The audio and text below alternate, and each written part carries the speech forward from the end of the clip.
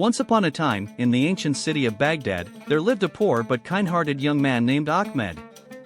He lived in a small house with his old mother. Every day, he worked hard as a woodcutter in the nearby forest to earn a little money. Life was not easy, but Ahmed never complained. One day, while chopping wood deep in the forest, Ahmed saw something unusual. Hidden among the roots of a large tree was a small, golden lamp. The lamp was old and dusty. Curious, Ahmed picked it up and rubbed it with his sleeve to clean it. Suddenly, a cloud of smoke burst out of the lamp. The smoke swirled and twisted until it formed the shape of a giant man. It was a genie. The genie had a long beard, glowing eyes, and a deep, thunderous voice. He looked down at Ahmed and said, "Master, you have freed me from the lamp. I will now grant you 3 wishes." Ahmed was amazed. He had heard stories of genies before but never imagined he would meet one. 3 wishes, he asked, hardly believing his luck. "Yes, 3 wishes," the genie replied.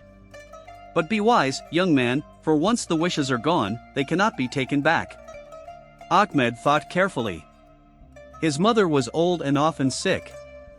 His house was falling apart, and they barely had enough food to eat. He knew exactly what to wish for.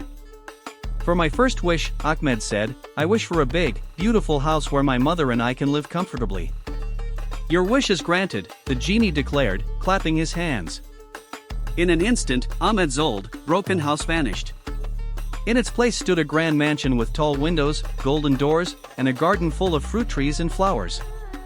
Ahmed's mother came outside, her eyes wide with shock and joy. "Oh, Ahmed! What magic is this?" she cried, hugging him tightly. Ahmed smiled. "It is a gift from a kind friend," he said, looking at the genie with gratitude. The days passed, and Ahmed and his mother lived happily in their new home.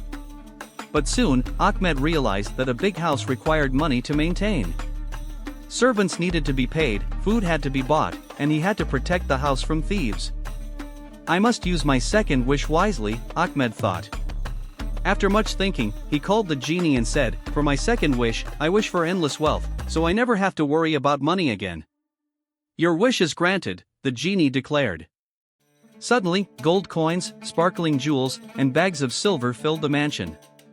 Ahmed was now the richest man in Baghdad. People from all over the city came to see his wealth, and many of them asked him for help. Ahmed, being kind-hearted, gave generously to the poor and shared his fortune with those in need. Years passed, and Ahmed's fame grew. Everyone in Baghdad knew his name. But not all people were kind like him. Some greedy men became jealous of his wealth. They whispered to each other, "How did a poor woodcutter become so rich? He must have a great secret. We must find out." One night, while Ahmed and his mother were sleeping, the jealous men broke into his mansion. They searched everywhere, turning over furniture and opening chests. Finally, they found the golden lamp hidden in Ahmed's room. "This must be his secret," one of the thieves whispered. He rubbed the lamp, and once again, the genie appeared. "Who calls me?" the genie roared. The thieves were frightened but greedy for power. "We are your new masters. Grant us 3 wishes," they demanded. But the genie only laughed. "Foolish men," he said, "the master of the lamp is Ahmed. Only he may make wishes." Angry and disappointed, the thieves ran away. The noise woke Ahmed, who quickly hid the lamp in a secret place where no one could find it. The next day, Ahmed thought deeply. "I have 1 wish left," he said to himself. "I have a big house, wealth, and many friends, but I must protect what I have. How can I do that?" After days of thinking, Ahmed finally knew what he had to do. He called the genie once more. "For my third and final wish," Ahmed said, "I wish for wisdom, so I may always make the right choices." The genie's eyes glowed brighter than ever. "A wise wish, indeed. Your wish is granted," he said. Suddenly, Ahmed felt a great change in his mind. He understood things more clearly than before. He saw who his true friends were and knew how to protect himself from those who would harm him. With his new wisdom, Ahmed lived a long and happy life. He taught others to be kind, to give to the poor, and to be wise in their decisions.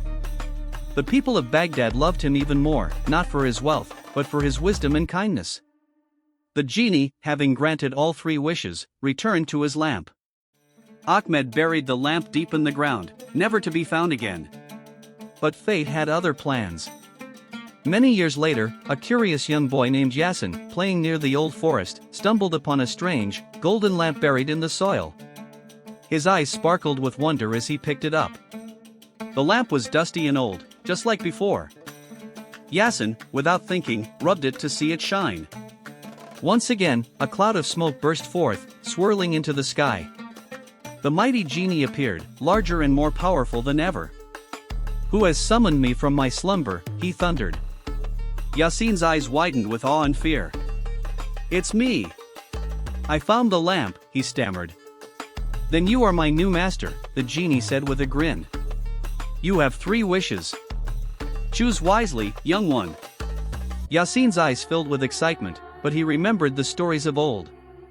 "I must be careful," he whispered to himself. "My wishes must be wise." The boy thought for a while, then said, "For my first wish, I wish to be brave and fearless so I can face any challenge." The genie's eyes flashed. "A brave heart you shall have. Your wish is granted." Yasin suddenly felt a warmth in his chest. His fear faded, and courage flowed through him like a river. With his newfound bravery, Yasin decided to explore the forest deeper. He met strange creatures, talking foxes, singing birds, and a wise old owl named Hakim. Hakim warned him, "Great power can bring great danger. Use your wishes wisely, young one." One day, Yasin came across a village cursed by an evil sorcerer named Zafar. The people were trapped in a deep sleep, and nothing could wake them. Yasin's heart ached for them. He knew he had to help. He called upon the genie. "For my second wish, I wish for the power to break all curses." The genie's face grew serious. "Breaking curses is a heavy burden, but it shall be yours." The genie clapped his hands, and Yasin's hands glowed with golden light. With his new power, Yasin approached the sleeping villagers. He touched their foreheads, and one by one, they woke up. They thanked him with tears in their eyes, calling him a hero. But Zafar, the evil sorcerer, was watching. He appeared in a flash of fire, his eyes burning with rage. "You dare break my curse, boy? I shall make you suffer," he roared. Yasin's bravery did not falter. He stood firm and faced Zafar. They battled with magic and wit, until Yasin's wisdom, courage, and the power of the genie's magic overcame the sorcerer. With one wish left, Yasin had a choice: power, riches, or peace. "I wish for peace and happiness for all," he declared. The genie smiled and granted his final wish, filling the world with light and joy.